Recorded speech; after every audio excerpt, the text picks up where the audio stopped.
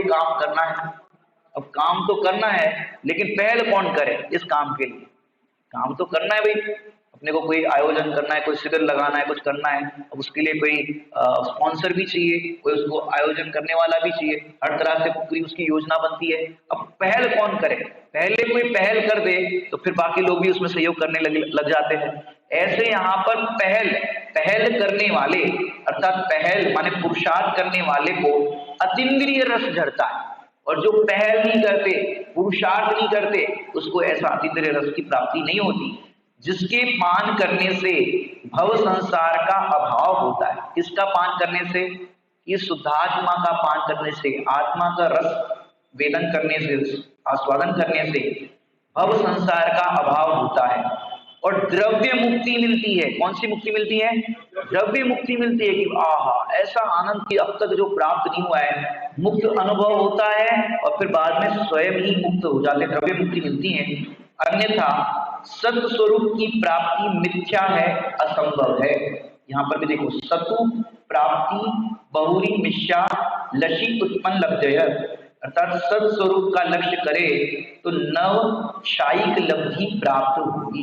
यहाँ पर देखिए दो बातें बताई कि जो कोलू कातर पाव ना दे, कि वहां पर पाव ही नहीं रखते, वहां पर पहुंचते ही नहीं है काम करने के लिए, पुरुषार्थ ही नहीं करते, तो वो कहते हैं कि हमें दे दो हमें दे दो, तो उसको प्राप्त नहीं होता। और जो पहल करते हैं, पुरुषार्थ करते हैं, उसके अतीन्द्रिय आनंद का रस झरता है। क्या झरता है? अतीन्द्रिय आनंद का रस झरता है, पुरुषार्थ करने वाले को मिलता ही है।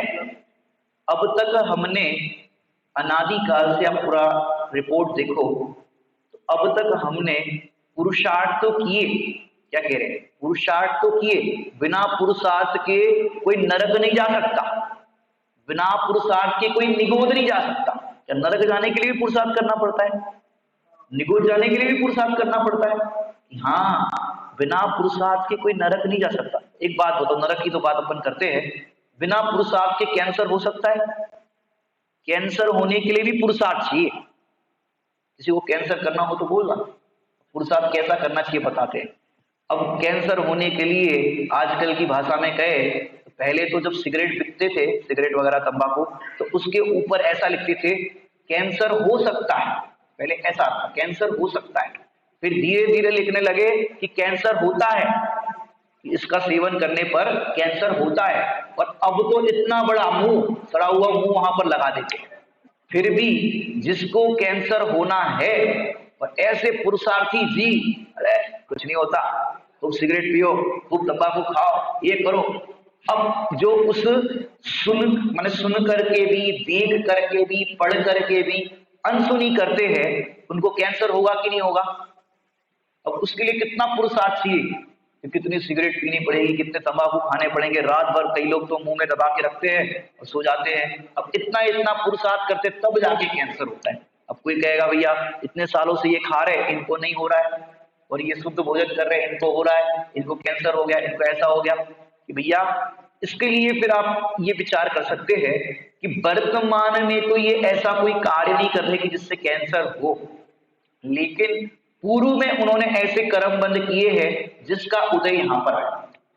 दूसरी बात कि ये उदय इनको ये आया है तो अभी वर्तमान में तो धर्मात्मा है, सब शुभ क्रिया में लगे हैं, तत्वाभ्यास में लगे हैं, फिर भी इनको कैंसर हो रहा है। कई लोग तो ऐसा भी कह देते हैं, भाई देखो हम तो खाते हैं पीते हैं, मस्त मौज करते हैं, आनंद करते हैं, और ये धर्मात्मा लोगों को देखो, जिनने किया धर्म उनके फूटे, ऐसा कह लेते हैं। कोई धर्म नहीं करना चाहिए, बस चैतन्य जी आओ, भोग दो, इतना करो, आरती करो, चले जाओ। ज्यादा धर्म करते उनकी दशा देखो, बिस्तर पर पड़े इतना पूरा जिंदगी भर धर्म करते रहे, स्वाध्याय करते रहे, मंदिर जी की विधि करते रहे, सब करते रहे, और बिस्तर पर पड़े। बताओ इतना धर्म कर रहे थे, क्या फायदा धर्म करके? लेकिन भैया आपको एक कॉन्सेप्ट नहीं पता है, एक करनान योग का कॉन्सेप्ट है जिसका नाम है उदीर्णा। क्या नाम है? उदीर्णा, माने भविष्य के आने वाले कर्मों को वर्तमान में ला करके खिला देना, इसका नाम है उदीर्णा। अभी अभी जो डायलॉग बोला ना, जिनने किया धर्म उनके फूटे कर्म। अब पुराण की कथाओं में भी देखोगे, जब ग्रस्त अवस्था में थे तो बढ़िया पुण्य का उदय था, और जैसे ही दीक्षा ली तो उपसर्ग होने लगे, अंतराय होने लगे। अब आदिनाथ का ही उदाहरण देख लो, जब गृहस्थ की भूमिका में थे तो बढ़िया ठाट बाट था, सब देवों से सब वस्त्राभूषण भोजन पान आता था, सब व्यवस्थाएं ऐसी थी। और जैसे ही दीक्षा ली 6 महीना तो आत्मा आत्मा में लीन रहे और ध्यान में लीन रहे, और फिर जब 6 महीने बाद विकल्प आया आहार का, फिर क्या हुआ? अंतराय, माने विधि ही नहीं मिल रही थी पहले तो। अब विधि ही नहीं मिल रही तो बताओ काय को धर्म करना। देखो, और पहले ही तीर्थंकर, पहला ही उदाहरण अपन देखे तो कौन उनको देख करके दीक्षा लेगा? भैया इतनी कठिन है, 6 महीना तक तो विकल्प ही नहीं हुआ, फिर विकल्प आया तो विधि ही नहीं मिल रही, बताओ कैसा कैसा हुआ, अब कौन दीक्षा लेगा? लेकिन भैया इस एंगल से देखो, वही डायलॉग को देखो, हर चीज के अंदर आप मैसेज भी टाइप करते हो ना व्हाट्सएप वगैरह पे, अब आपने कुछ टाइप किया और सामने वाले ने उसको गलत वे में लिया, ऐसा भी होता है ना। हम गुस्से में नहीं कह रहे, लेकिन टाइप किया हुआ डायलॉग जो भी है उसको अगर आप गुस्से में पढ़ो तो कैसा लगेगा? सामने वाला गुस्सा कर रहा है, और उसी को आप एकदम नम्र होकर के पढ़ो, वो चीज लगेगा भाई ये रिक्वेस्ट की भाषा में लिखा है। अब किसी चीज को देखो, जिनने किया धर्म उनके फूटे कर्म। अब एक्सप्रेशन फेस के कैसे लग रहे हैं? ये धर्म किया उनके फूटे कर्म। और इसको इस तरह से पढ़ो, जिनने किया धर्म उनके फूटे आठों कर्म। बताओ, पूरा चेंज हो गया। जिनने किया धर्म, धर्म किसके आश्रय से होता है? धर्मी के आश्रय से, आत्मा के आश्रय से। और जिनने किया धर्म उनके फूटे आठों कर्म। ये तो अच्छी बात है कि नहीं? जिनने किया धर्म उनके फूटे कर्म, फूट गए, ये तो अच्छी बात है, सारे कर्म फूट गए। लेकिन हम किस वे में लेते हैं? ये ज्यादा धर्म नहीं करना चाहिए, देखो इनकी दशा क्या हुई। इसका कॉन्सेप्ट जो भी बताया आपको उदिरना का, कि भैया जिनको स्वर्ग जाना है, जिनको मोक्ष जाना है, अब उनने पूर्व में कर्म बांधे, अब वो कर्म का हिसाब करना पड़ेगा कि नहीं करना पड़ेगा? अब आगे स्वर्ग जाना है, अब असाता कर्म पाप कर्म बांधे हैं, अब आगे स्वर्ग में जाएंगे तो वहां तो कोई सिरदर्द नहीं होगा, वहां ब्लड प्रेशर नहीं होगा, हार्ट अटैक नहीं होगा, कैंसर नहीं होगा, वहां तो वैसी व्यवस्था है नहीं।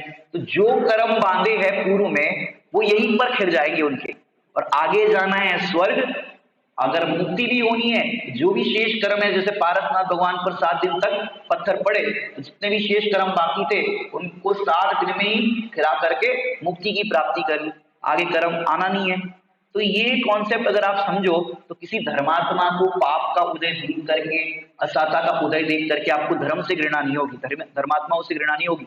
अरे भैया उनके पूर्व कर्मों की निर्जरा हो रही है और आगे उनका अच्छा होना है, स्वर्ग जाना है, आगे मोक्ष होना है, तो इसलिए अभी वर्तमान में उनकी निर्जरा हो रही है, तो ये तो अच्छी बात है ना।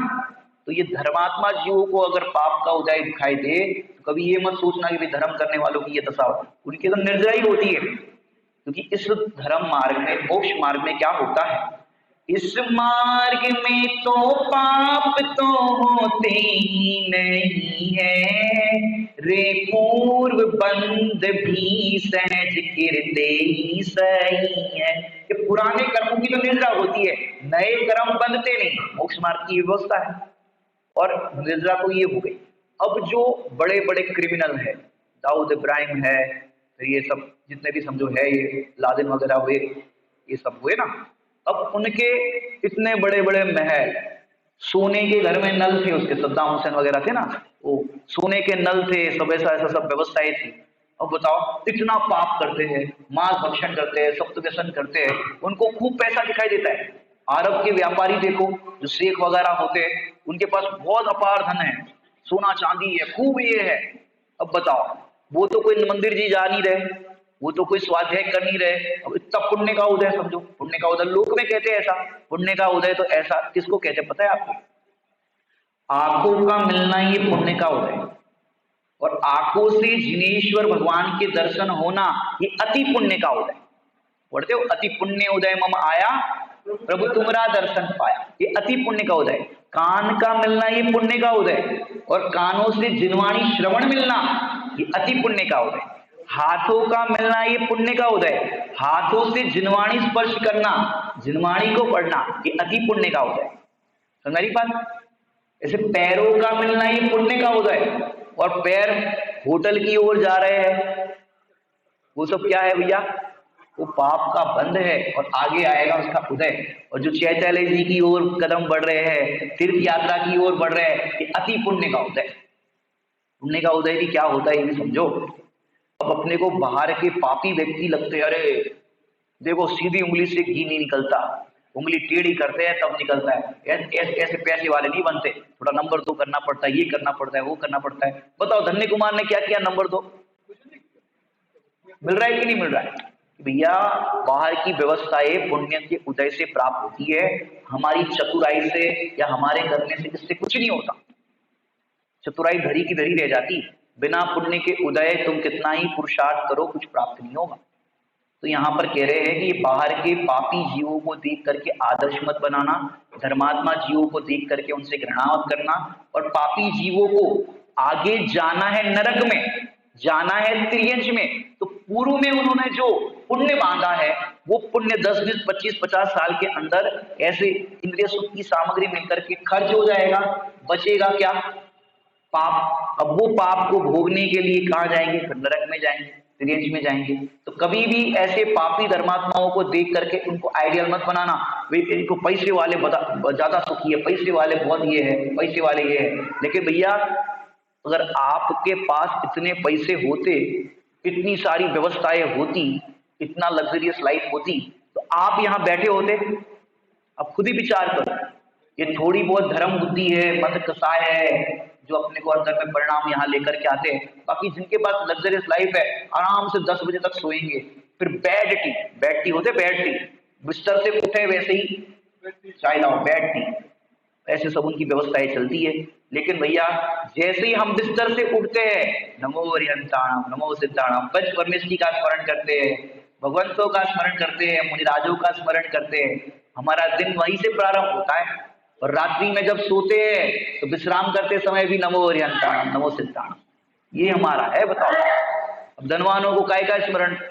अब टेंशन होती है, रात को फोन आ जाए, आ जाए, कितने मतलब विकल्प होते हैं उनको। विचार करो, सच देखा जाए तो हमें जो मिला है ना, वो हमारा महापुण्य का उदय समझो। अंबानी और ये सब बड़े टाटा बिरला अपने को लगते हैं ना कि भाई ये बड़े धनवान है, ये बड़े सुखी है, तो अपने को ये दूर से सुखी नजर आ रहे हैं। बड़े पंडित साहब ने कहा, जिन्हें मानता सुख निधान तुम, पूछ उन्हीं से मन की बात। क्या कहा? जिनको तू सुखी मानता है, जो तुझे अच्छे लगते कि ये बड़े सुखी लग रहे हैं, उनको पूछ कि भैया सुखी हो कि दुखी हो।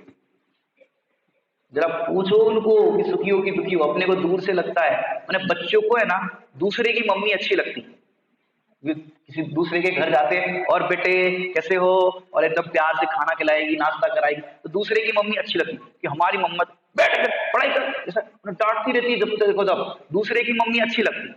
लेकिन उस बच्चे से पूछो जो उसकी अम्मा है, उसको भी मार पड़ती है, उसको भी सब डांट पड़ती है, उसको भी साथ ऐसा होता है। ये तो मेहमान आते हैं तो प्यार से अच्छे से बोलते हैं, सब करते हैं, लेकिन बाद में भाई पूछ उन्हीं से मन की बात।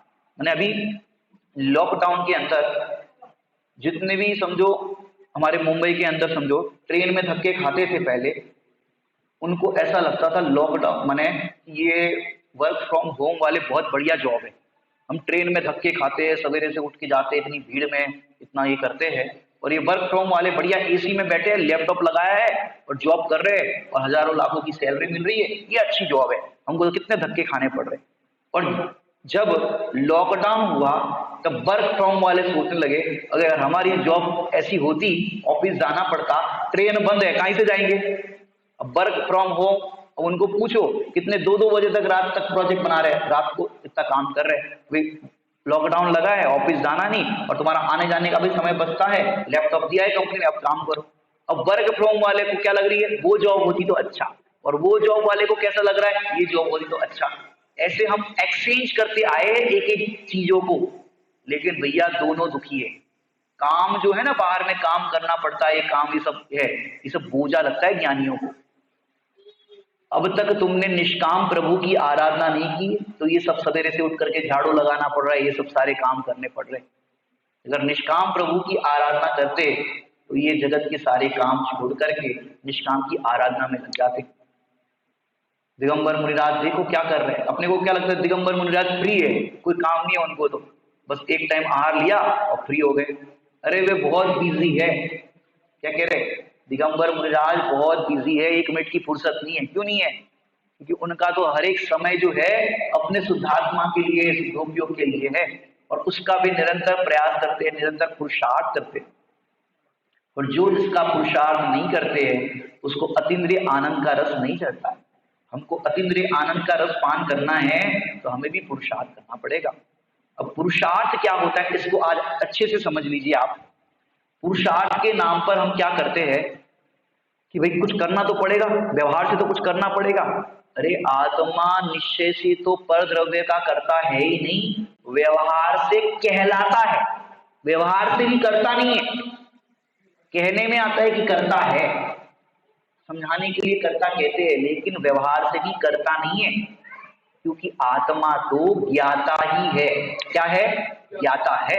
अब देखिए, कई लोगों का एक, मैं आपकी प्रॉब्लम सॉल्व करना चाहूंगा पुरुषार्थ के नाम पर जो हम करते हैं, कि पुरुषार्थ क्या होता है। पुरुष प्लस अर्थ, पुरुष माने होता है आत्मा और अर्थ माने होता है प्रयोजन। और पुरुषार्थ सिद्धि उपाय ग्रंथ का नाम सुना होगा, आत्मा के प्रयोजन की सिद्धि का उपाय, इसका नाम है पुरुषार्थ सिद्धि उपाय। अब पुरुषार्थ क्या करना है, हम कल मैंने बताया था आपको, एफर्ट माने पुरुषार्थ नहीं होता, कुछ करने का नाम पुरुषार्थ नहीं है। देखो, दो शब्दों में मैं पूरे पुरुषार्थ को आपको बता सकता हूं। दो शब्द क्या है, एक कि मैं, जो अपन वस्तु स्वरूप समझ रहे ना आत्मा के बारे में, हु की हकार लाना, इसका नाम है पुरुषार्थ। मैंने आत्मा जो है उसका जो स्वरूप बताया, ऐसा ही मेरा स्वरूप है, यही मैं हूं, जो स्वरूप अभी समझाया जा रहा है आत्मा का, ऐसा हूं की हकार लाना, स्वीकृति करना, विश्वास करना, प्रतीति करना, इसका नाम है पुरुषार्थ। ऐसा ज्ञान करना, श्रद्धान करना और उस रूप उसी आत्मा में लीनता का प्रयास करना, इसका नाम है पुरुषार्थ। एक बात ये होगी, समझ आई बात, हु की हकार लाना, स्वीकार करना, इसका नाम है पुरुषार्थ। दूसरा एंगल कि जो कुछ भी हो रहा है उसको जैसा भी हो रहा है वैसा स्वीकार करना, वो माने जो भी परिणमन हो रहा है भवितव्य अनुसार हो रहा है, जो कुछ भी हो रहा है उसको स्वीकार करना, इसका नाम है पुरुषार्थ। हम दोनों को स्वीकार नहीं कर पाते, होते हुए को स्वीकार करना, इसका नाम है पुरुषार्थ।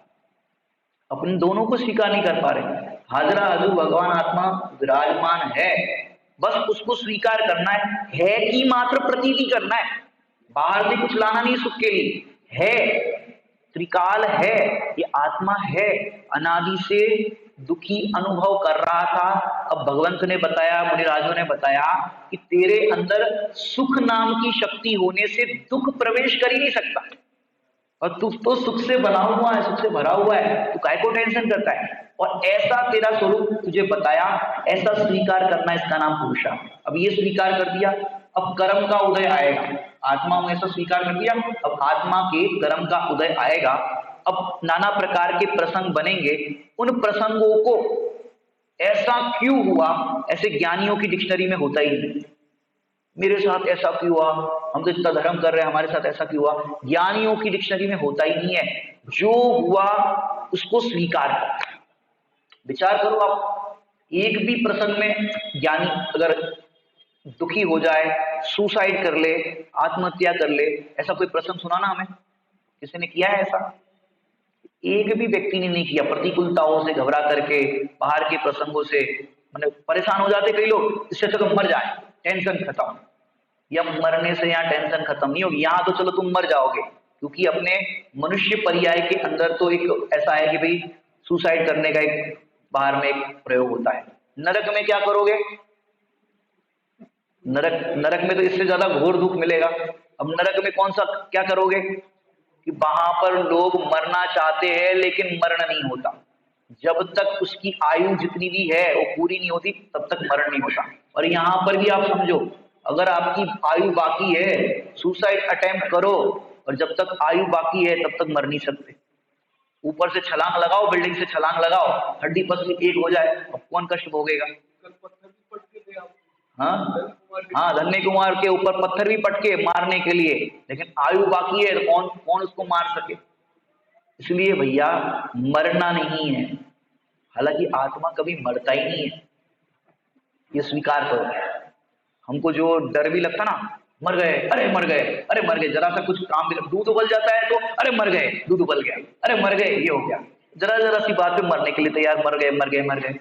अरे भैया, एक बार तो पंडित साहब के सामने कोई बोला, कुछ थक गए तो समझे, हे भगवान। तो पंडित साहब बोले, हाँ हे भगवान बोलोगे, मैं भगवान कभी नहीं बोलोगे, मैं भगवान, हे भगवान, हे भगवान, मैं भगवान हूं। अरे अनुभव तो करो, हर समय भगवान हूँ, ऐसा ऐसा अनुभव करो। और ऐसा भगवान अनुभव करने वालों को मोक्ष क्यों नहीं होगा? मैंने देखो, इतने आप पुराण के दृष्टांत देखो, देखो दो शब्द बताए पुरुषार्थ के लिए, कि हु की हकार जो है चैतन्य परमात्मा, उसकी स्वीकृति करना ये पुरुषार्थ है।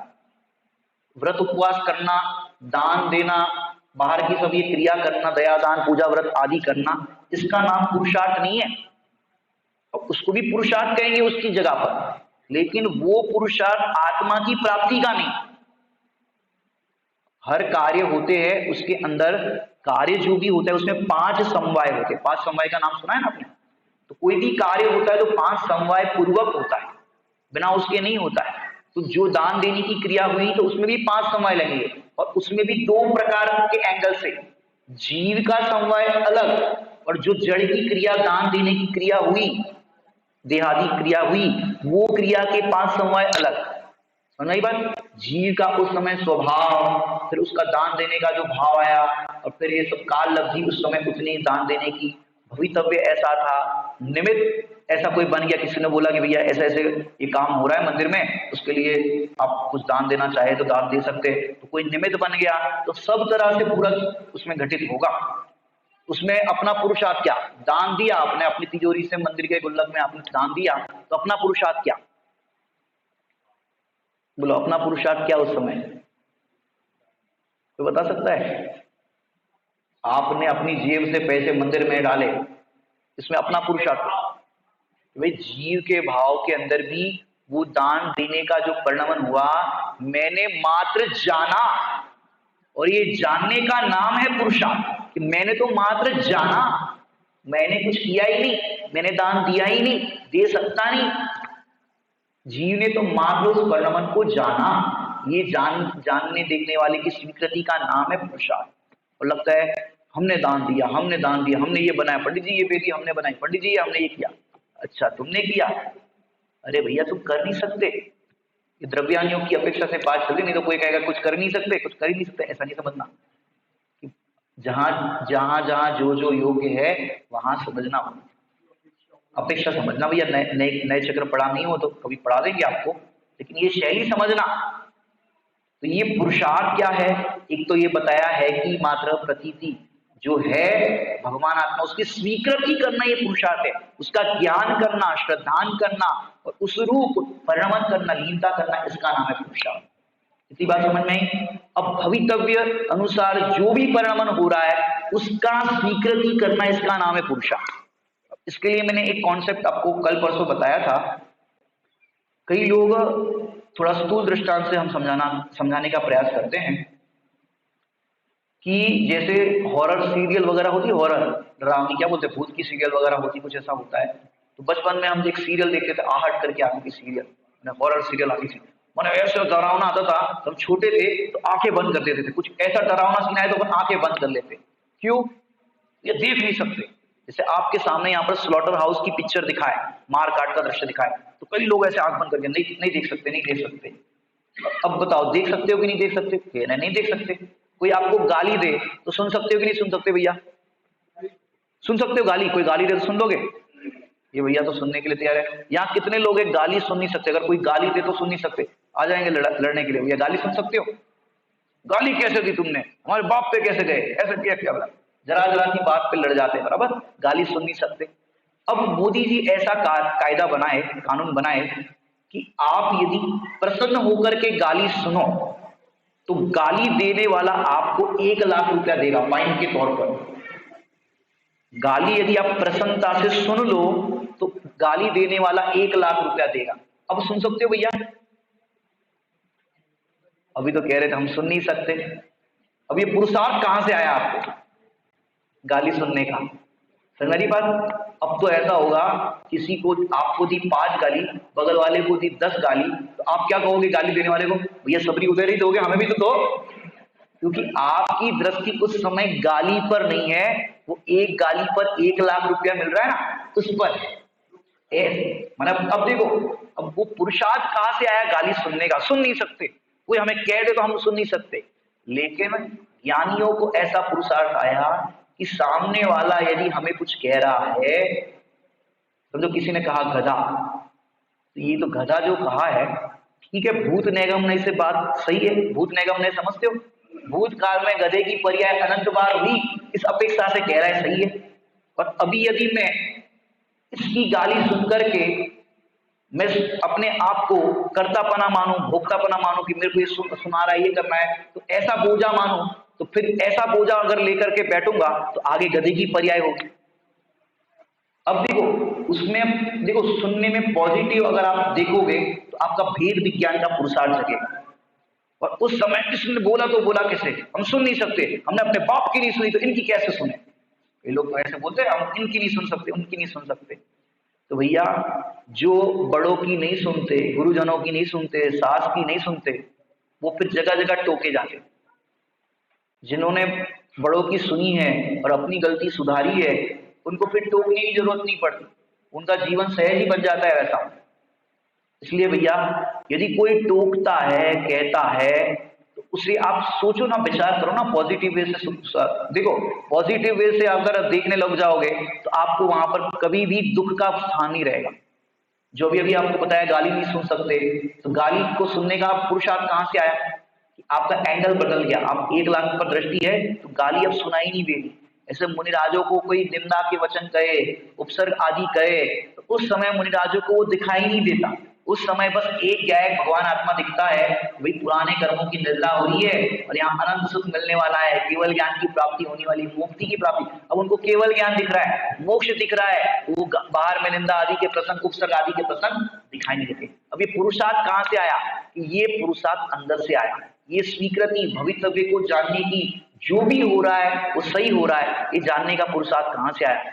ये कहते हैं ना, इस चीज को वस्तु स्वरूप के यथार्थ ज्ञान से ये पुरुषार्थ आता है बाहर का। अगर हमारे अंदर भी ये पुरुषार्थ आ जाए तो हमारा बाहर का जो जितना भी प्रॉब्लम है वो सब सॉल्व हो जाए। घर घर की जो लड़ाइयाँ हो रही है ना, कोर्ट कचहरी हो रही है, ये सब हो रहा है, ये सब प्रॉब्लम सॉल्व हो जाए यदि इस चीज को समझे तो। माने ये पुरुषार्थ है, इसको इतना जल्दी नहीं समझ सकते। इसके लिए भी मारीची को देखो, मारीची को तब समझ में नहीं आया, तब उसकी योग्यता नहीं थी, और जब आगे की भूमिका में कहे तो जो विश्वनंदी की पर्याय थी वहां समझ में आया, फिर शेर की पर्याय थी वहां समझ में आया, और फिर आगे चल करके फिर तो वो धारा वैसी ही बनी रही। तो ये पुरुषार्थ, दर्शन, ज्ञान, चारित्र, प्रत्येक गुण का अपना अपना पुरुषार्थ है। जो वीर्य गुण है ना, वीर्य गुण, ये वीर्य गुण है ना, वीर्य शक्ति, ये वीर्य शक्ति वीर्य गुण है, ये जो क्या है, सामर्थ्य को बताता है, सामर्थ्य। और ये सामर्थ्य है, ये पुरुषार्थ, ये प्रत्येक गुण के अंदर काम करता है। अब मैं इसके अंदर और आपको एक चीज समझाना चाहूंगा। पुरुषार्थ के अंदर 3 गुण हैं, चलो 4 चीजें लेते हैं। सबसे पहले ज्ञान, श्रद्धा, चारित्र और योग। योग समझते हो ना, योग मतलब मन वचन काया। अब ज्ञान क्या है? ज्ञान, आपने ज्ञान तो कर लिया, जैसे आपने स्कूल दृष्टांत, आलू नहीं खाना चाहिए, ये आपने ज्ञान कर लिया, आलू नहीं खाना चाहिए, जमीकन गड़क नहीं खाना चाहिए, ये आपने ज्ञान कर लिया। अब ज्ञान तो कर लिया, जितने लोगों ने प्रवचन सुना सबने ज्ञान तो कर लिया, श्रद्धा में कितने लोगों के आ रहा है कि नहीं खाना चाहिए? श्रद्धा में कितने लोगों के आ रहा है? अब श्रद्धा में भी बात आ गई कि भाई नहीं खाना चाहिए, हम जानते हैं नहीं खाना चाहिए, विश्वास है नहीं खाना चाहिए। चारित्र में कितने लोगों के आ रहे हैं? वो जो आपने श्रद्धान किया ना कि नहीं खाना चाहिए, उसकी स्थिरता, दृढ़ता कितनी बनी रहती है।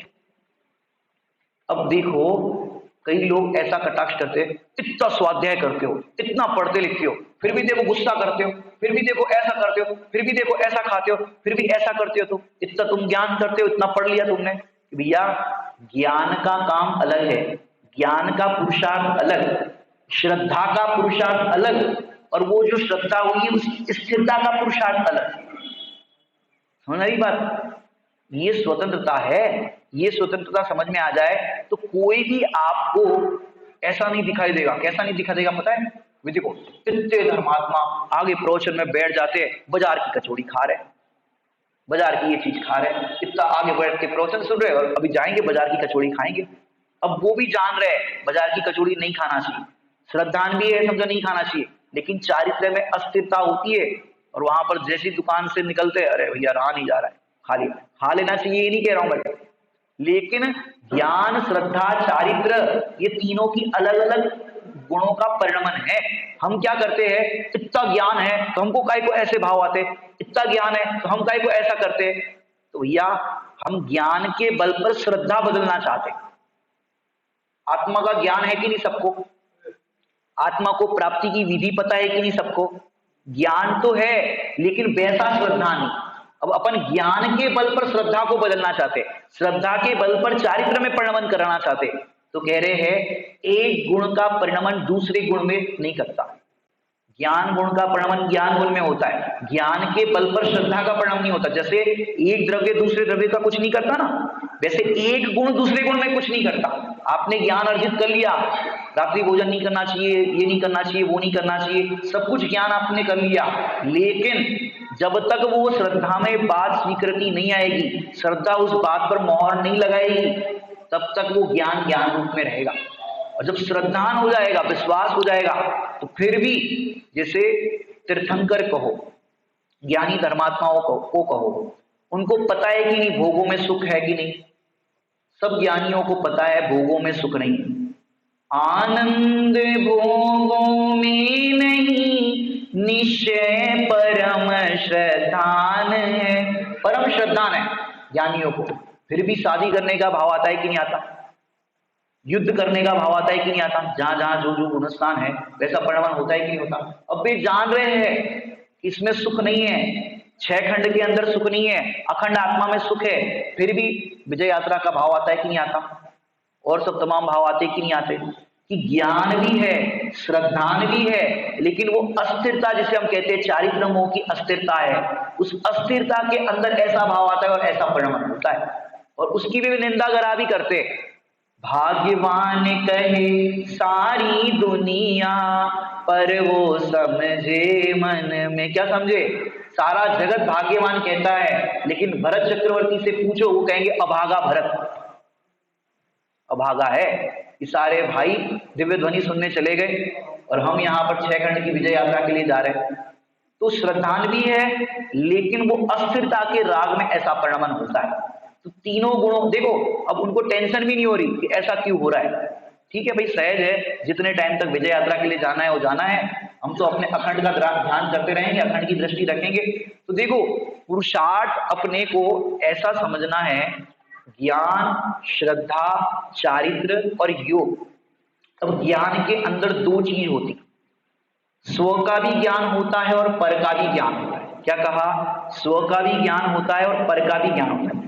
यदि स्व का ज्ञान होगा तो स्व की श्रद्धा होगी, स्व की श्रद्धा होगी तो फिर स्व में लीनता का पुरुषार्थ होगा, स्थिरता का पुरुषार्थ होगा, प्रयास होगा। और जितना जितना अंदर में लीनता होती जाएगी, उतनी बाहर में योगों के द्वारा अभिव्यक्ति, माने मन वचन की काय की क्रिया बाहर में वैसी उसकी दिखाई देगी।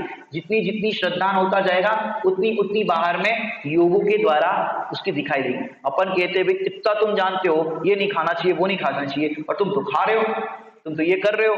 भैया ज्ञान है, श्रद्धान है, लेकिन वो चारित्र में नहीं आ पा रहा है। उतनी उस जो श्रद्धान किया ना, उस पर उतनी स्थिरता नहीं है, उतनी दृढ़ता नहीं है, तो योग के द्वारा उसकी अभिव्यक्ति नहीं होती।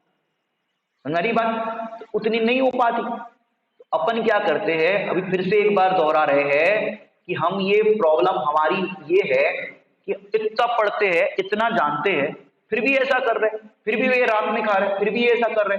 खाना चाहिए और पोषण करना चाहिए उसके लिए नहीं कह रहे, लेकिन ये स्वतंत्रता समझा रहे हैं कि इसको और थोड़ा सा मैं आगे जाकर के एक दृष्टांत से समझाऊंगा। पहले इस पॉइंट को मैं पूरा करता हूं कि ज्ञान, श्रद्धान, चारित्र और इतना सब कुछ होने पर भी हम दूसरों पे ये दोषारोपण करते हैं। देखो इतना ज्ञान है, इतना ये करते हैं, फिर भी देखो ये ऐसा कर रहे हैं। आजकल के जो हमारे मुंबई में भी देखो आप, ऐसा भी चलता है, आपके आप चलता है कि नहीं पता नहीं, महिलाओं का किटी पार्टी का एक चलन चला है। कौन सी पार्टी बोलते हैं? किटी पार्टी बोलते हैं। क्या बोलते हैं? Kitty party. अब किटी पार्टी में क्या होना चाहिए भैया? पहले तो किटी पार्टी क्यों होनी चाहिए? किटी पार्टी का के लिए होती है? और उसमें समझो अपने जैन समाज की है। आपको अगर देखना हो किटी पार्टी तो खनिया धाना की देखना। खनिया धाना नाम सुना है? वहां पर ऐसा रिवाज है कि जैसे ही कोई नई बहू शादी करके आई, तो शादी करके बहू आई तो जितनी भी समाज की बहुएं हैं उसके घर जाती है। एक बुलौआ होता है, बुलौआ समझते भजन का, उसके घर जाते हैं या मंदिर में जैसी व्यवस्था हो बुलौआ करते हैं, उससे 100 रुपए का नोट लेते हैं, उसकी मेंबरशिप कराते हैं और फिर वो उसकी मेंबर बन गई। अब मेंबर बनने के बाद क्या होगा? अब किटी पार्टी करेंगे ना। अब किटी पार्टी में क्या होता है उनका?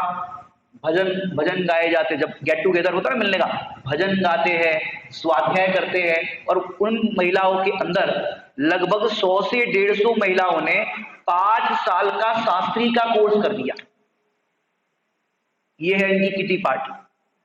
वहां पर मिलते थे, समागम सब महिलाओं का होता था, बुलौआ होता था, भजन गाते थे, करते, शास्त्री बन गए, तत्वज्ञानी बन गए। अब वो जो महिला है शादी करके आई, स्वाध्याय हुआ, 5 साल शास्त्री कर लिया, घर बैठे होते हैं ना शास्त्री आजकल मुक्ति विद्यापीठ। अब उनके जो बच्चे होंगे उन बच्चों में संस्कार आएंगे कि नहीं आएंगे? कौन से संस्कार आएंगे? जो पढ़ा है, सुना है, जो तत्व ज्ञान का जो उन्होंने किया है वो संस्कार आएंगे। और अपन किटी पार्टी और वो सब करे, अब बच्चे क्या सीखेंगे? शहरों में देखो माताएं बहनें किटी पार्टी वगैरह ये सब करते हैं। अब पौंधे पौंधे कपड़े कपड़े पहले, अब है 40 50 60 साल के अम्मा जी भी है तो भी किटी पार्टी मना रहे हैं। चलन ऐसा है। अब कैसे कैसे कपड़े पहन रहे, कैसे कैसे सब ये कर रहे हैं, खान पान ऐसा कर रहे हैं। अब बच्चों में आप सोचो, बच्चे पंडित जी हमारी बात नहीं मानते, बच्चे ये नहीं करते। जब गोडाउन में ही गड़बड़ है तो शोरूम कैसा होगा बताओ? और हम चाहते हैं हमारे बच्चे ऐसा करें, बच्चे ऐसा करें, बच्चों के अंदर ये संस्कार आए, कहां से आएंगे? अगर हमारा जीवन आदर्श होगा, हमारे बच्चों का जीवन भी आदर्श होगा ही। हाँ। और आप अगर ये बाहर की किटी पार्टी भी, ये सब क्या है, वेस्टर्न कल्चर से अपन अडॉप्ट करते हैं ये सब चीजें। उनको कोई धर्म कर्म से मतलब नहीं है, खान पान से कोई मतलब नहीं है। लेकिन आप जब ऐसा आप खान पान करोगे, किटी पार्टी आदि ये सब करोगे, करना है तो किस तरह से करो। आपका भी जो यहाँ से मुक्त विद्यापीठ का तारण तरण का चलता है कोर्स, वो करो, सब महिलाएं महिलाएं मिलकर के भक्ति करो, जिनवाणी की भैया वृत्ति करो, ये करो ये करो, इस तरह से करो। कभी कभार पिकनिक भी जाना तो पिकनिक भी चले जाओ, कोई बात नहीं, लेकिन मूल अपना बेस ये होना चाहिए। अगर ये बेस से चूक गए और बाहर के लोग इस समय चले गए तो भैया यह नर भव फिर मिलन कठिन है। वैसे ही अपन ने विराधना की तो स्त्री पर्याय में, पर अब विराधना करोगे तो पता नहीं कौन सी पर्याय में जाओगे। कम से कम इस पर्याय में ऐसा पुरुषार्थ करो कि हम स्त्री पर्याय का छेद करें और फिर दोबारा हमें स्त्री पर्याय में जन्म ना लेना पड़े। आप खुद ही उस चीज को फील करते हो, स्त्री पर्याय का कितना कष्ट है। सुबह से लेकर के शाम तक काम करते जा रहे, काम करते जा रहे, लेकिन कोई ये नहीं कहता, जैसे घर में 2 दिन से सोच रहे आज ये डिश बना दे, घर में खिलाए, बरसात होगी तो ये चीज बना देंगे, अब बनाई और घर वाले हस्बैंड आए, खाना खा के चले गए, बच्चे स्कूल चले गए। अब किसी ने ये नहीं कहा मम्मी बहुत अच्छा बनाया है आपने, अरे आज तुमने ये बहुत अच्छी चीज बनाई। महिलाएं रसोई तो इसलिए बनाती है, इतनी डिशेस इसलिए बनाती है कि कम से कम कोई कह तो दे अच्छी चीज बनाई तुमने। अब कोई कहे नहीं तो पूरे दिन कष्ट होता है। अब बताओ कितना कितना कष्ट में जीते हैं, इतना अच्छा घर का पूरा काम कर लेते हैं, सब मेंटेन रखते हैं, फिर भी कोई ये नहीं कहता कि तुमने अच्छा नहीं। तो बताओ काय का सुख? सच देखा जाए तो जीव को प्राप्त पर्याय में तन्मय हो गया है, उसको दुख दुख नहीं लग रहा है। प्राप्त पर्याय में तन्मय हो गया, दुख दुख नहीं लग रहा है। तो अब ऐसा पुरुषार्थ करो जो अपन पढ़ते भी है भजन में, ऐसी भक्ति करूं प्रभु की पाऊं न जन्म दोबारा, रोम रोम से निकले प्रभुवर नाम है तुम्हारा, नाम है तो। ऐसा पुरुषार्थ करो। अब किटी पार्टी वैसी चल रही हो तो ऐसी किटी पार्टी करो, सभी लोग फॉर्म भरो। आपका जो कोर्स चलता है तारण करण पंथ का कहो, जयपुर से कहो, जहां भी आपको भरना है, सभी लोग इस तरह से तत्वज्ञानी होंगे ना, फिर ये स्वाध्याय सभाएं इतने लोग नहीं होंगे। फिर तो ऐसा होगा किन का प्रवचन कराए, सभी वक्ता हो जाएगी, सभी विदुषी हो जाएगी। मैंने तब ये चर्चा है, गहराई से चर्चा होगी, फिर हमें ये सब कहना नहीं पड़ेगा आपका। फिर तो हम और आपको बताएंगे, पर्यायों से पार बताएंगे। हाँ, लेकिन अब क्या करें, वर्तमान का पंचम काल की देन है, ये सब इतना चल रहा है। लेकिन भैया यदि विचार करके देखोगे ना, इसका दुष्परिणाम आपके बच्चों को भी भुगतना पड़ता है। उनके अंदर भी फिर यही सब चीजें आ जाती हैं। फिर बच्चा कहेगा हमको आईफोन चाहिए, हमको ये चाहिए, वो चाहिए, जिद करेंगे, और उनका फोन दे दिया, अब इंटरनेट पैक डलाया है, अब बच्चा एग्जाम टाइम आ रहा है, पढ़ाई नहीं कर रहा है, अब मम्मी कह रही है इसका इंटरनेट कनेक्शन बंद करा दो। अब एक जगह पर बच्चे का इंटरनेट कनेक्शन बंद करा दिया, अब बच्चा इतना एडिक्ट हो गया था उस नेट से, इस सब चीजों से, उसने चाकू लेकर के माँ के पीछे दौड़ा मारने के लिए, मेरा क्यों कटाया। उस विषय के प्रति आसक्ति हो जाती है ना, फिर बच्चों को कंट्रोल करना मुश्किल हो जाता है। इसलिए भैया यदि हम अपना जीवन इस तरह से तत्व ज्ञान से जोड़ेंगे तो बच्चे भी जुड़ेंगे। पुरुषार्थ भी ये करना है हमें बाहर में। यदि आप तत्वज्ञानी होना चाहते हो, माने आप विचार करो, अधिकतर समय अपना विषय कसाय में जाए और एक आध घंटा स्वाध्याय करो तो कितना असर होगा उस चीज का, बताओ, आप खुद ही बताओ। स्वामी जी तो कहते थे 4-6 कलाक स्वाध्याय होना चाहिए।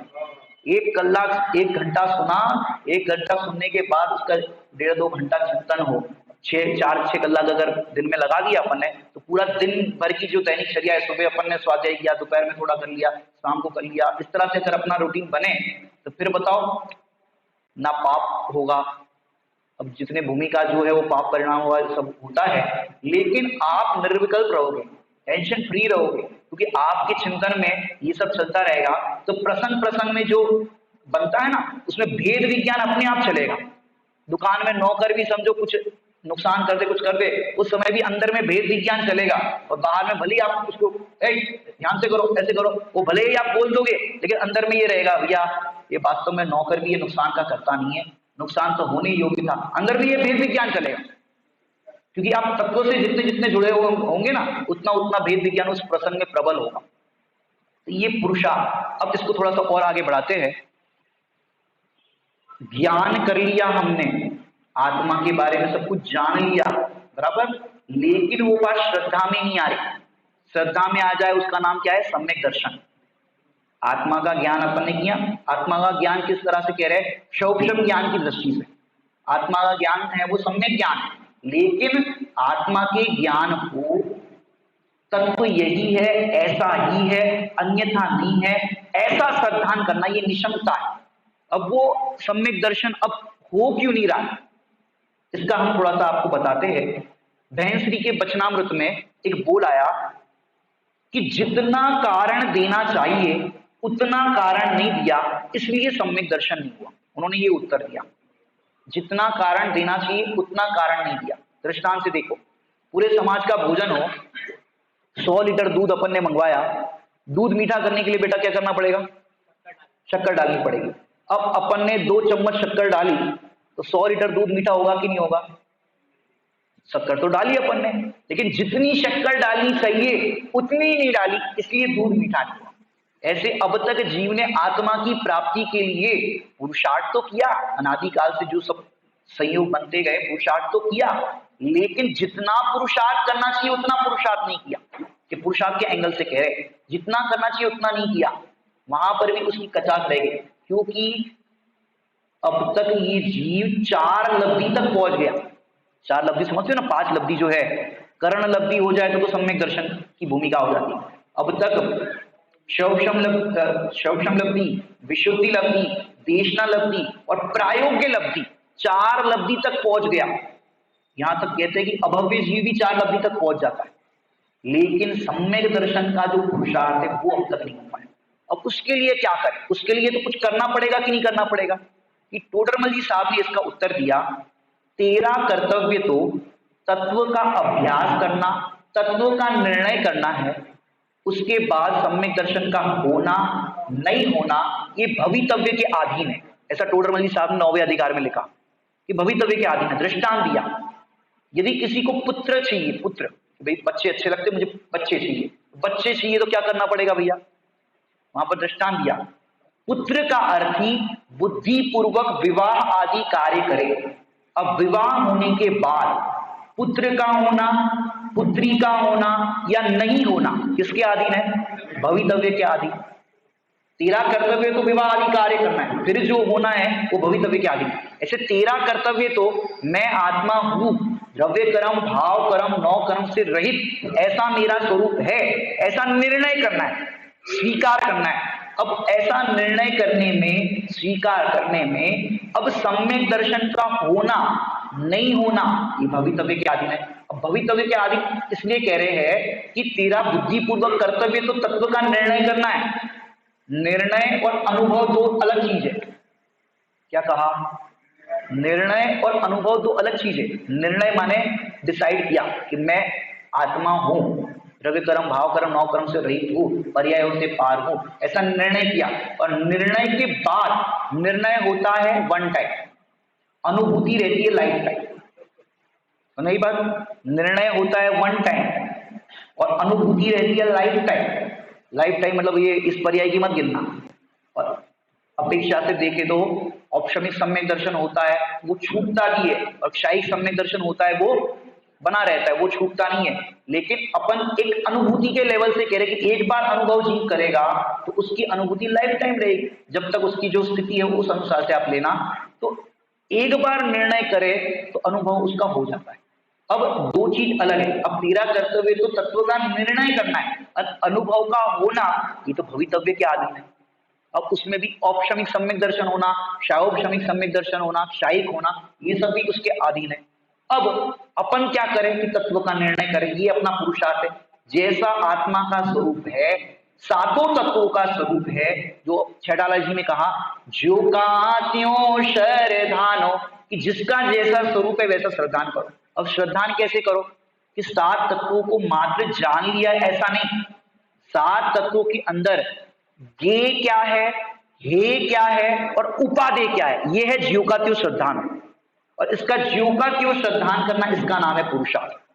अब जो ऐसा तो मेहनत करना चाहते हैं, अरे पंडित जी इतना आज तो बहुत डीप ले लिया आपने, ऐसा करो ऐसा करो, पुरुषार्थ करो, श्रद्धा ज्ञान चारित्र सात तत्वों का, कोई शॉर्टकट बताओ पंडित जी, शॉर्टकट। कि शॉर्टकट तो यही है भैया, तुम अब तक लॉन्ग कट करते रहे। लॉन्ग माने दूर दूर तक, माने दूर दूर तक, समझाओ आपको। एक ब्राह्मण के पास कोई व्यक्ति गया और ब्राह्मण को पूछा कुछ मुक्ति का उपाय बताओ, या ऐसा कुछ प्रश्न आता है, मुझे अभी पूरा याद नहीं आ रहा है, लेकिन उससे पूछा तो उसने बता, क्या शब्द था वो, अहम अस्मि ऐसा कुछ शब्द आता है, मैंने एक शब्द उसको बताया, क्या था, ब्रह्मास्मि ऐसा कोई शब्द आया था। तो अब वो बोलता है कितनी दूर से मैं बनारस तक, काशी तक आया और आप ब्रह्मास्मि बता रहे हो, ये तो हमारे गांव का पंडित भी बता रहा था ब्रह्मास्मि, सुखी होने का उपाय ब्रह्मास्मि ऐसा है। बोले आप कुछ बताओ, और बताओ, कोई बताओ। उसने कहा कि ठीक है बताते हैं। उसको बोला ये गाय है, इस गाय का रोज तुम्हें दूध निकालना पड़ेगा, इसका गोबर साफ करना पड़ेगा, ऐसा तुम 6 महीने तक करो। ओके ठीक है भाई, कुछ करना तो पड़ेगा। अब 6 महीने तक उसने गाय का दूध निकाला, गोबर साफ किया, पूरा उसका गाय की सेवा की। फिर बोले महाराज हो गए, अब बताओ सुखी होने का उपाय क्या है, आपको उसका प्रश्न था ब्रह्मास्मि। और महाराज 6 महीने पहले भी यही बोला था। तो भैया उपाय यही है, 6 महीने पहले बोलूं कि 6 महीने बाद बोलूं, तुम्हारा गांव का पंडित कहे कि यहाँ का पंडित कहे, उपाय तो यही है। समझा ये बात। अब कोई भी आचार्य के कथन ले लो, कोई भी जिनवाणी की जो अपनी बीतराग वाणी है उसका उपदेश सुन लो, इतना ही है, निज को निज पर को पर जान, इतने से पूरा आ गया। स्वपर भेद विज्ञान करो, इतने में पूरा आ गया। अब निर्णय की बात जो अपनी चल रही थी, उपाय समझ में आया सम्यक दर्शन का। अब वो कार्य को अपने दर्शन ज्ञान चारित्र के एंगल से भी समझाया कि ज्ञान हो गया लेकिन श्रद्धा हो जाए जरूरी नहीं, श्रद्धा भी हो गई लेकिन वो परिणाम में चारित्र में स्थिरता हो जाए ये भी जरूरी नहीं, क्योंकि प्रत्येक गुण का अपना अपना कार्य है, अपना अपना पुरुषार्थ है।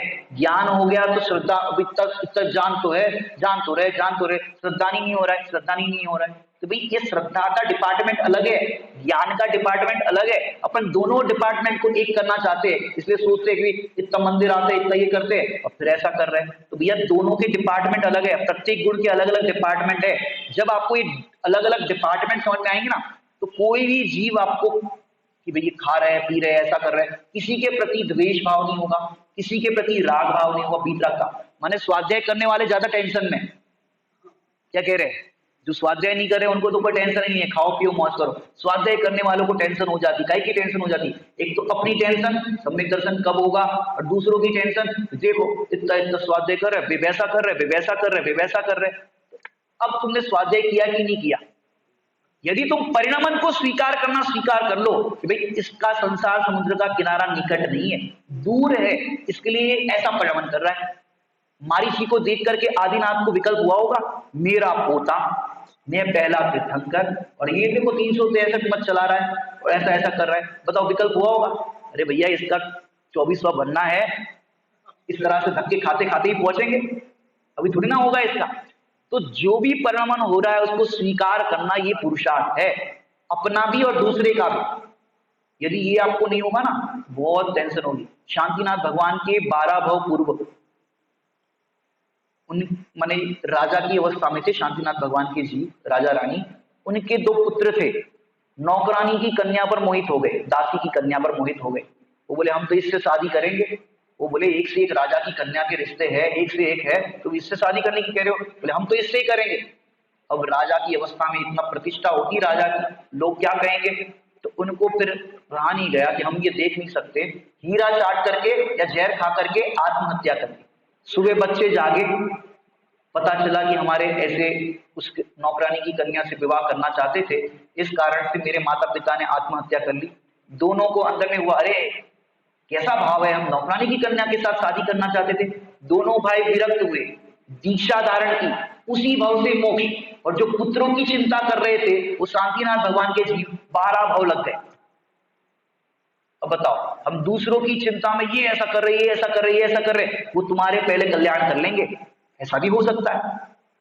और हम दूसरों की चिंता करते करते अपना कल्याण नहीं रह जाएगा। सोचो उसी भाव में कब कोई कब भगवान बन जाएगा, हरे देखता जग रह जाएगा, दिव्य ध्वनि भी किसे जगाती है, स्वयं जागरण हो तब भाती है। तीर्थंकर समझाया मारीची बौराया, माने क्यों किसकी कोई, क्योंकि आत्मा अनंत गुणों का धनी। फिर भी देखो पर्यायों निर्मी, फिर भी देखो पर्यायों निर्मी। जब जिसके समझने की योग्यता आती है वो समझ जाएगा, तुम दूसरों को मत देखो। और एक बात कहूंगा आपसे, ये जो जीवन हम जी रहे हैं ना, ये जीवन एक परीक्षा भवन की तरह है। क्या कहा? परीक्षा भवन की तरह है। ये अपन एग्जामिनेशन हॉल में बैठे, और एग्जामिनेशन हॉल का एक रूल होता है, यहां वहां देखना अपराध है। दूसरे की कॉपी ऐसे ऐसे देखोगे तो क्या होगा? अपना पेपर देखो, यहां वहां मत देखो। ऐसे ही हम परीक्षा भवन में बैठे हैं, वो क्या कर रहे हैं, ये क्या कर रहे हैं, मत देखो, वो तुम्हारे पहले कल्याण कर लेगा। यदि तुमने अपने को नहीं देखा और वो क्या कर रहे हैं, ये क्या कर रहे हैं, उनका ये हो रहा है, इनका हो रहा है, उनकी लड़की भाग गई, उनका ये हो गया, बताओ उससे क्या फायदा होगा? कि तुम दूसरों को देखोगे तो दुखी हो, तुम अपनी ओर देखो। भगवान किसकी ओर देखते बताओ? अपनी ओर। अपनी ओर देखने वाला सुखी होता है, दूसरों की ओर देखने वाला दुखी होता है, उसको टेंशन होती है।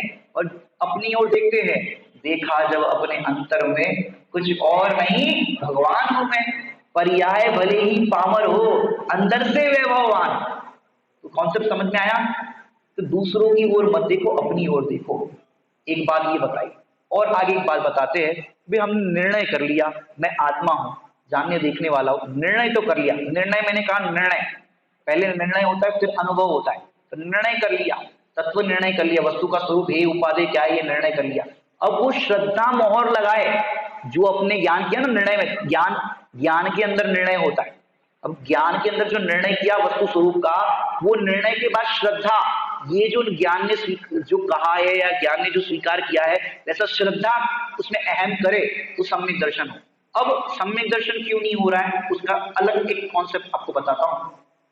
कि जैसे 4 लड़के हॉस्टल में पढ़ते हैं, उन 4 लड़कों ने कोई काम ऐसा हो गया, उन चारों ने सुसाइड अटेम्प्ट किया। अब पहला लड़का है, उसने 4 गोली खाई। कितनी गोली खाई? नींद की गोली 4 खाई। अब कोई डॉक्टर हो तो ये मत कह देना भाई इतनी गोली में तो मर जाएगा, हम तो दृष्टांत दे रहे हैं। 4 खाई, दूसरे वाले ने 8 खाई, तीसरे वाले ने 12 खाई और चौथे वाले ने 16 गोली खाई। और जैसे ही किसी को पता चला कि ऐसे ऐसे हो गया, चारों को फटाफट एम्बुलेंस में लेकर के गए। अब डॉक्टर ने और उसके पेरेंट्स भी पहुंच गए, भैया हमारे बच्चों को ठीक करो ठीक करो, क्या हो गया क्या हो गया।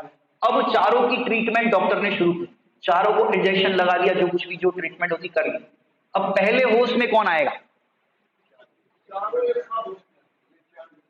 चारों एक साथ आएंगे? थोड़ा बहुत डॉक्टरी का ज्ञान होना चाहिए कि भैया 4 गोली जिसने खाई ना वो पहले होश में आएगा।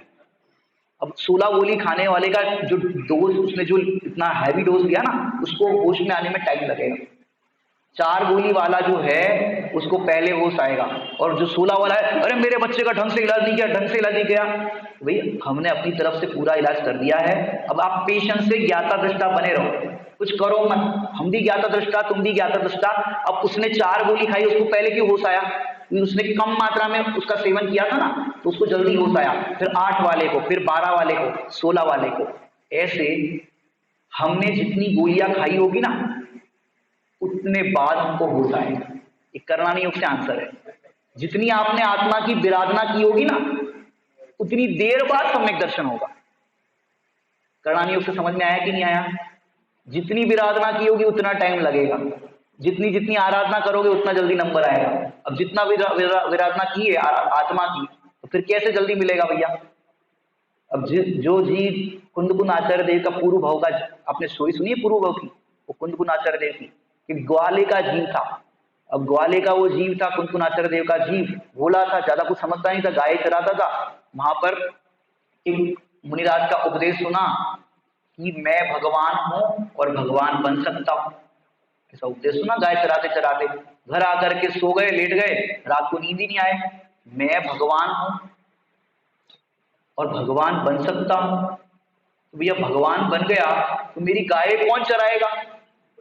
और सभी भगवान है तो गाय भी भगवान है। ऐसा चिंतन चलता गया चलता गया। एक दिन जंगल में आग लगी, वहां पर कोटर के अंदर एक ग्रंथ रखा था मुंजात में, सब जल रहा था, लेकिन वो पेड़ है वो नहीं जल रहा था। उसने जाकर के कौतूहल देखा, ग्रंथ लिया और मुनिराज को फिर वो भेंट किया। बस वो विशुद्ध भाव जो था उसका, जो उपदेश सुना था उसके प्रति, वो जो भाव था, आगे चल करके वो सेठ के घर पे पुत्र हुआ, दीक्षा धारण की, हमारे इस पंचम काल के समर्थ आचार्य कुंदकुन देव बने। अब आराधना करने वालों का फटाफट काम होता है, और जितनी भी आराधना की होगी उतना टाइम लगेगा। इसलिए भैया एक कर्मानी योग से उत्तर आपको दिया कि अब तक सम्यक दर्शन नहीं हो रहा है, तो जितनी जितनी विराधना की है उतना उतना काल अपना लंबा होगा, लेकिन कर्तव्य तो यही करना पड़ेगा। तत्व का निर्णय जो बताया है, कर्तव्य तो यही करना पड़ेगा। तेरा कर्तव्य तो तत्व का निर्णय करना है, उसके बाद सम्यक दर्शन का होना नहीं होना, कब होना, क्या होना, ये भवितव्य के आधीन है। लोग भवितव्य पे छोड़ देते, या होना होगा तब होगा, ऐसा नहीं। एक अंतिम बात कहूंगा, जो बुद्धि पूर्वक कर्तव्य करते हैं उनके क्रमबद्ध पूर्वक भवितव्यता होती। क्या कहा? जो बुद्धि पूर्वक कर्तव्य करते हैं, बुद्धि पूर्वक पुरुषार्थ करते हैं, जो यहाँ पर स्वरूप बताया, उनके क्रमबद्ध पूर्वक भवितव्यता होती है। और जो बुद्धि पूर्वक कर्तव्य ही नहीं करे, बीज बोए ही नहीं और बैठ जाए वैसाख में फसल आएगी, फसल आएगी, आएगी उनकी? ये कभी नहीं आएगी। जो भवितव्य पे छोड़ देते उनकी कभी नहीं आती। कर्तव्य करो और बस फिर पेशेंस से बैठे रहो, आएगी, आने वाली आएगी पर्याय, तुम चिंता मत करो। दूध में शक्कर डाल दिया, अब क्या करना? अरे मीठा होगा, अब चिंता मत करो। ऐसे तत्व का निर्णय करो, और जो तत्व का निर्णय करते हैं, आज नहीं तो कल आपके आत्मानुभूति का अवसर अवश्य ही आएगा। ऐसा सुंदर यहाँ पर अपन ने पुरुषार्थ का विवेचन सुना। पुरुषार्थ मतलब पर में कुछ करना, इसका नाम पुरुषार्थ नहीं है। जैसा वस्तु का स्वरूप है वैसा निर्णय करना, ये पुरुषार्थ है। और आत्मा का जैसा स्वरूप है उसकी है कि मात्र प्रतीति करना, विश्वास करना, इसका नाम पुरुषार्थ है। ओम।